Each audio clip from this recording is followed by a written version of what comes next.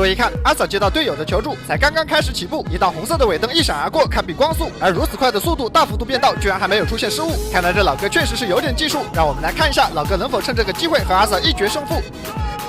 屏灯一开，悠哉悠哉，赶快去拿纸，蹲下就开始。欢迎收看《最后的自由》，讲美国老哥最后的自由。现在 ASP 阿肯色州的阿 sa 马修梅尔斯在巡逻时被一辆野马超车，意识到这老哥可能超速的他立刻打开了氛围灯，既然被发现了，老哥也索性摊牌了，直接用一脚油门回应阿 sa。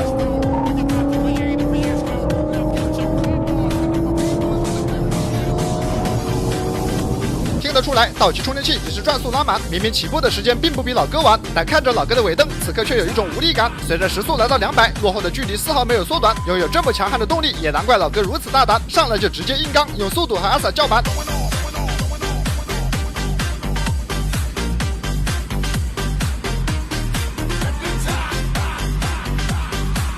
注意看阿 sa 的走线，210公里的时速，紧紧地咬住弯道的最内侧，半个车身已经去到了路肩，还没有完全出弯就已经提前开始加速。这波操作可以看出来，阿 sa 的技术已经是相当顶尖，职业选手看了恐怕都得滴烟。但这堪称完美的操作，别说是阻止老哥遥遥领先，甚至是稍不注意，老哥的尾灯就消失半天。这看似平平无奇的2个弯道，便让阿 sa 意识到这老哥绝非等闲之辈。于是当出弯之后，他便使出了全力。注意看左下角的时速表，这居然是一辆不限速的道奇充电器。没想到这阿 sa 深藏不露，看来老哥想走掉没有那么容易。等等，实际的情况好像未必。尽管此时阿 sa 的时速已经接近了240公里每小时，但两人之间的差距却并没有像想象中的那般缩短。雷达显示，老哥此时的车速已经达到了260公里每小时，这个速度已经超出了野马 GT 官方给出的249公里的最高车速。这辆2017款的福特野马 GT 原厂搭载5.0自吸 V8 发动机，最大马力435，100公里提速仅需4.7秒，大概率是老哥给 GT 版进行的改装。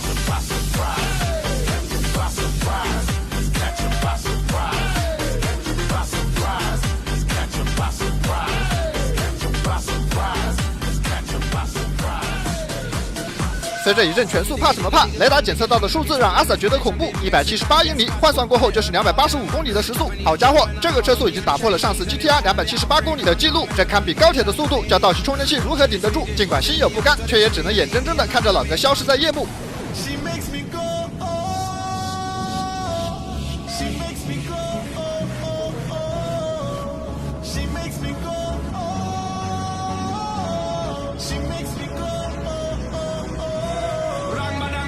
此刻阿 sa 拼尽全力，油门踩到底，保持240公里的时速近2分钟，也只能勉强看见老哥的尾灯，而且距离这么远，还不知道认错车没？看他从右侧换了高速，只能先顺着跟过去，可见这老哥的实力是何等的恐怖如斯。现在让我们来看一下他的战力表。好，六星大佬实至名归，在阿肯色州果真是人才辈出。激烈驾驶这么久的阿 sa 已经率先顶不住，立刻呼叫等候多时的队友接力。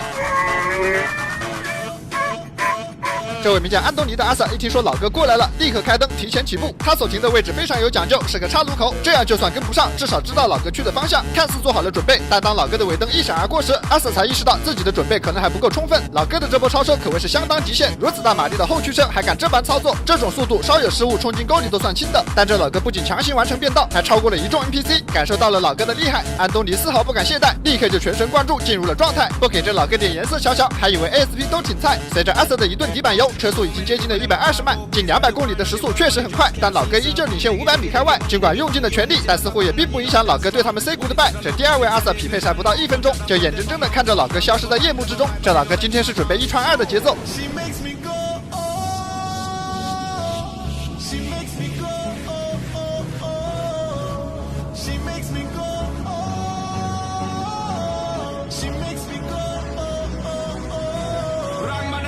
右侧的匝道一道尾灯一闪而过，阿 sa 断定此人就是老哥，于是立马跟上。这里位于小石城的市中心，建筑极多，如果慢上一步就有可能彻底跟丢。而面对前方的岔路，阿 sa 也是毫无头绪，恨不得下车去问一下 NPC。他只能凭借直觉判断老哥走的是右侧。现在2位阿 sa 顺着这条匝道一路来到市区，虽说这里是灯火通明，但哪里看得到半点野马的踪迹？两人溜达了一圈毫无收获，只能继续请求支援。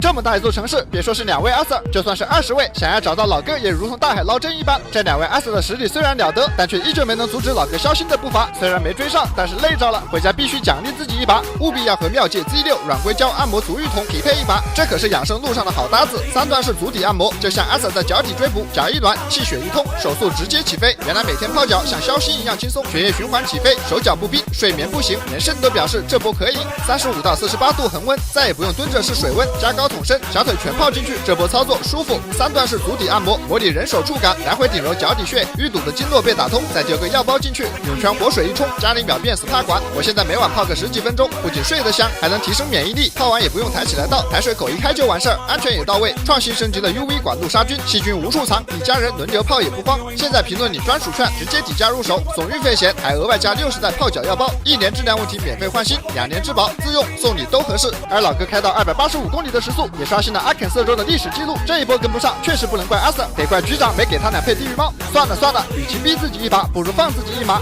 正所谓人生得意须尽欢，该下班时就下班。阿 Sir 关掉了警笛，准备下班之际，却突然发现空气中的灰尘浓度不对，这明明不是雾天，哪里来的这么大的烟？经验告诉阿 Sir， 这不是漂移留下的，就是翻车导致的。这么久还没散去，说明老哥就在附近。于是他立刻掉头，和马修对左右两边的沟里进行了仔细的观察，但似乎情况和他想象的并不一样。直到回到路口时，发现这里也有烟，而且路口的 NPC 还在向他指着方向。这时转过弯来的阿 Sir 才看到房子的角落停着一辆车，有了收获的两人立刻加速，一前一后将这辆车紧紧的围住。